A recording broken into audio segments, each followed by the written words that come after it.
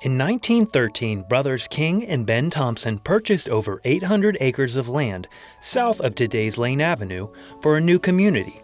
Home sales in what would become Upper Arlington began in 1914. 12 years later, in September of 1926, as Upper Arlington continued to grow, homes started to be sold with deeds containing language restricting blacks from owning that specific property.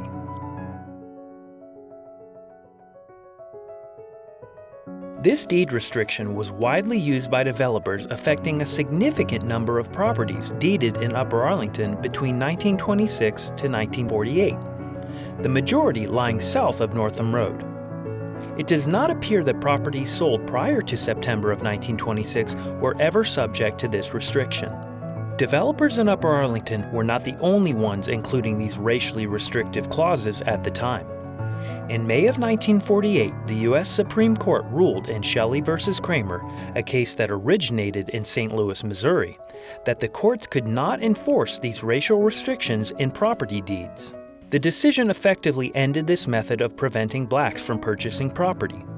In July of 1948 here in Upper Arlington, a homeowners association was formed in the Canterbury Place Addition subdivision.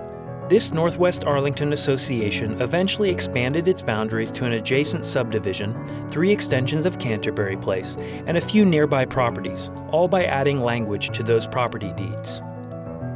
It is estimated that approximately 350 homes were subject to the association's rules, less than 2.5% of all current Upper Arlington properties.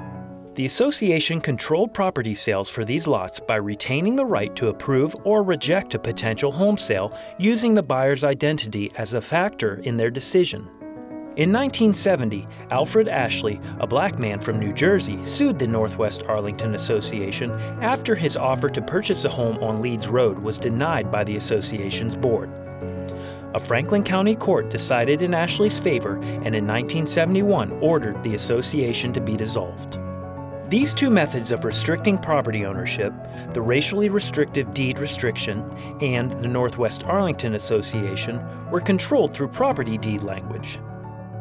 Restrictions were never a function of city government, nor did they apply to all properties. Blacks were clearly excluded.